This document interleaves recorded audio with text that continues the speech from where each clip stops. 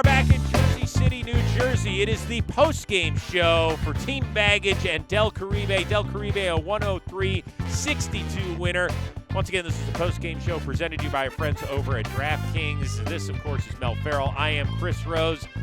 Dominance by Del Caribe, last season's runner-up. Yeah, well, they look like they've set out their stall for going one better for runner-up. That was incredible. Lou Dab.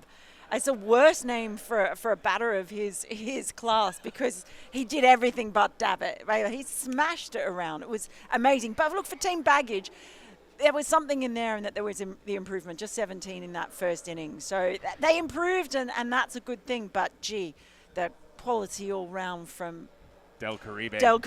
Pretty solid. Get used to that name, yeah. Yes. They look amazing. Lou Dab, unquestionably the offensive star, but when it came to bowling and playing defense, Aaron Jones, our star of the game, he is standing by with Kelsey Wingert. Yeah, down here with Aaron Jones, we were just talking. You guys have such a complete team, a dominant win for you in game one, but you have Joez who can bowl. We were saying you have Lou who could hit. Toby knows strategy and is a positive reinforcement. And you were getting it done everywhere. I mean, defensively, what was this game like for you guys, and how big of a threat can you be going forward, knowing you have every aspect covered? I think the game, our game is pretty well strategized. I think, as you said, the captain, Joez, he's very smart, and he's probably the best bowler on the team. We bank him to bowl really well, and then obviously everybody know what Luke can do. He's a six-hitter for sure. And then I just try to give 100% regardless if I feeling, bowling, batting, whatever the case may be.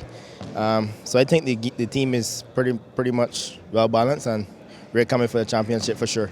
You mentioned strategy. It felt like you guys had a lot more strategy than maybe Baggage did. You're really utilizing hitting the ball backwards, accessing those well. How much did you guys discuss strategy going into this game? Yeah, we had a plan for sure. To be honest with you, we wanted to be strong defensively, but batting-wise, we just want to be smart. We know, for me personally, I play cricket, so it's easier for me to hit the ball behind, and then for the guys that play baseball, it's easier for them to score in front. So it's just about planning and executing, to be honest. Father Shea has been talking a lot of smack coming into the warehouse. Many are saying he might take over as the villain of this season of Ball and Play 2. How nice was it for you to get him out multiple times, but to also be able to beat your teammate in Team USA here today? Yeah, definitely a good feeling to be on top. He's a bit of a talker, so definitely if I win, he can't talk for the next however much games. But don't count him out for sure. He's definitely a good player, and I'm sure that he'll bounce back. What a game for you. Congratulations, Aaron. Get in there with your teammates. The press conference is waiting. All right, Kels, thanks very much. This is something new and hopefully fun. I know it's not fun for Team Baggage, but we actually get to talk to the entire team. They're hanging out in the press room. Jimmy, let's start with you. You guys tried to implement a bunch of different defenses against Del Caribe. I suppose that really doesn't matter much when they're hitting the ball over your head? Yeah, I don't think they gave us a chance to even have an effect on defense with how hard they hit it. So other teams will get to do more. I think it was more on me and Rob. We've deducted. We were too scared to throw wides, which left us very hittable. And I think you got to be top of the blue zone or above it, and that's kind of how they got us out a bunch. And we got to know Jake can come in and bowl, or Shayan can come in and bowl if we don't go golden and just throw more edgier pitches. So that's Lou was pretty locked in. Lou Dab, let's start with you. Throughout the game, you were chirping. You were saying, hey, everybody's doubting me. I'm the league MVP. Once again, who in the world is doubting you, dude? Just, a couple of, during the Captain's League, I fell off offensively. So I came with the mindset into this tournament that I got to shorten my swing and kind of get back to the old Lou Dab, offensively. So I put a lot of pressure on myself offensively in the offseason, taking some reps. So it showed here today, game one. So I'm happy about that. So how are you going to then approach that final innings? Because you were so far behind. And there was a massive improvement when you were batting in your second batting innings. Had you given up the game at that point? Or where are you going looking forward? Work on stuff. Yeah, try to. They put up a big number, so we just want to chip away, get a little momentum going. Felt better for sure, and yeah, I mean when Lou goes off like that, it's tough. The ceiling didn't help us out at all. Sometimes you get a ricochet. We never really got that. So I don't know. We'll build on it. Only up. Something to look out for is the ball early in the day in game 4 because it gets softer and more oblong like. That was a hard ball. Joez took a tough one to the face. Joez, the most important question, how's your eye? It's doing great. It's good. It's good now. I just want to see W's. That's it. Father Shay, first of all, welcome to the warehouse. I'm curious what you thought about the atmosphere and the team play, because this is something new for you. It's my first time here playing something like that of that caliber, and with the kind of talent that we have around here and the kind of skill set that these players have, it's pretty crazy to see. And great atmosphere, the energy, the vibes, everything is awesome, man. I'm just grateful to be here and be making use of this opportunity. I've got a question for you, Toby Marriott. How did you actually find the first experience? What was hard? What was easy for you? I can confirm this is the greatest sport ever invented. Yes. I probably wouldn't be saying that if I got out first ball, but because I hit a 6, it is. I've absolutely loved my first game as part of this Del Caribe squad. Feels like I've been part of the team for years, and in actual fact probably only half an hour. But these guys are great. It's easy to see why this man is the MVP, and looking forward to the rest of the tournament. Well, we wouldn't have this great tournament, we wouldn't have these great press conferences if it weren't for our friends and our sponsors over at DraftKings. DraftKings Sportsbook is here to help you get closer to the action. Wondering what the DraftKings Sportsbook app offers? Well, check out the DraftKings parlays, same game parlays, and SGPXs. Combine multiple bets together from the same game for a shot at even a bigger payout. And if sports betting is still not available in your state, you don't got to worry, my friend. You can still join in on all the fun with DraftKings Daily Fantasy and have the shot to win some cash prizes. So get some skin in the game and download the DraftKings app right now. And don't forget to use our promo code WAREHOUSE. That's promo code WAREHOUSE only at DraftKings Sportsbook. The crown is yours. Hey, good shit. That's defense right there. That's called run prevention. The pressure is on them, okay? Runs are on the board. What do you call the monitor, by the way? You call it something different. A fruit machine. A what? A fruit machine. What the hell about this says fruit? Well, Seriously, it doesn't this look is not like in my diet. It doesn't look like a traditional fruit machine, but I would generally call that a fruit machine. Taste this. So really interesting game one here in Ball and Play 2, Team Baggage, and then you had Del Caribe, and like you saw and what you heard from them in the press conferences, Del Caribe is confident. They feel like they have talent all around, and for Team Baggage, they'll try to avoid going down 0-2 in this tournament in their next game. Del Caribe takes it, a dominant performance, but guess what, baby? We got more Ball and Play coming your way because it is time for Game 2. Forgotten Rotten taking on McFlurry Power.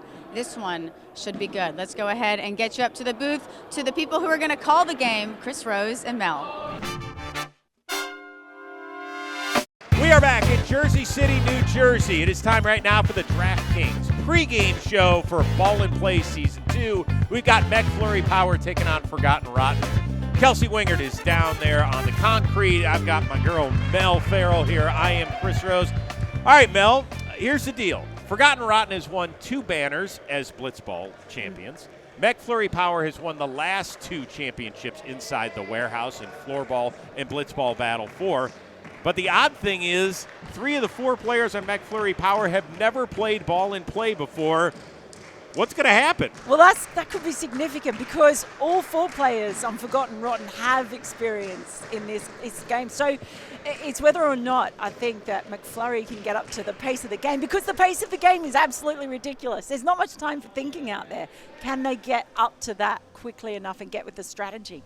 And the big question is, can Trevor Plouffe finally hang a 3rd banner here inside of the warehouse walls? You know, it was easy for him. Blitzball, it's a game that's familiar to him. I don't know if you heard, he's got 106 homers in the show. That's what we call Major League Baseball when you're a cool guy like Trevor Plouffe. But now these banners keep avoiding him. Is he a driven man? He is, according to everything he's been saying to me downstairs. He's got a gift of the gab. Wait a second. Are you saying that Trevor's got a big ego and likes himself? No, he's got a gift of the gab. That's all I say he's got a big ego and likes to talk about himself. He's got my favorite surname in the whole competition, though. You mean his last name? Plouffe. Plouffe. You like saying that? Plouffe. I'm going to say it like that every time. He's Plouffe. so adorable and dreamy. I believe you might be the only team, one of 2 maybe, who's returning all 4 guys who have previously played in Ball and Play. We know that there's an adjustment period for a lot of players. So, Trev, how do you see that that's going to be a good advantage for you guys? We have Justin here as our strategist. We got some athletes here, and we got a guy coming back with a chip on his shoulder. So that's our strategy. We're going to go out there and just do it. Some might say you guys own the warehouse, especially after your last showing in BB4. And Mac, I know if you just glance over there, you see 2 banners. You've won the last 2 tournaments. How high is your confidence going into ball and play? Oh, it's pretty high. I mean, obviously, it's nice to look over there and see 2 purple banners hanging there, but I can't wait till that's filled up. We got 3 more to come for this this championship and this trophy.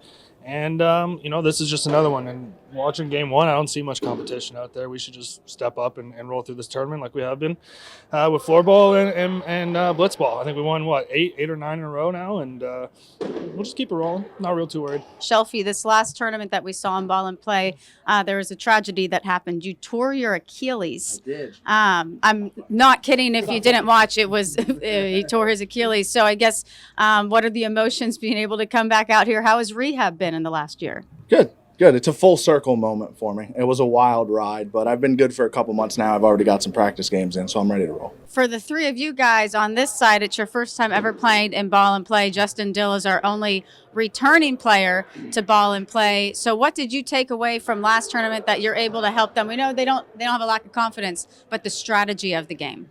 Yeah, I think, once they get out there, it will just fall in place. It's not that complicated. You're just trying to swing as hard as you can when you bat. Just don't try and reserve, try and hit 6s as much as you can, and then the fielding will fall in place. If we play 1 game, we'll get it. I love the positivity. It's the best way to play ball and play. Just be positive, yeah. Pennick, you were called the strategist. Anything you took away from watching that game 1 that's helping you with the strategy for this game? Well, no, I think just it's so important to get 6 good pitches in and over, to throw as least amount of pitches as possible, and then we have basically 3 guys here that can really mash the ball, keeping that ball out of the air and seeing as many pitches as we can. So, I think we have the best hitting team in this league right now. So if we see all of our pitches and if we don't run into outs or stuff like that, we should be able to win. Jack, you're entering into a great team here. McFlurry Power is some people's favorite teams and some hate them because they're so good all the time. So for you, what experience does your cricket background bring, and what have your expectations been of the warehouse, especially after seeing the first game? Yeah, first game was good. A lot of runs scored, so it puts a bit of pressure on us. But flown in yesterday, I had a little try, so I'm excited. And my tactic is hit the ball as hard as I can, and that's it. Taking 2 vibe check. I'm going in the truck.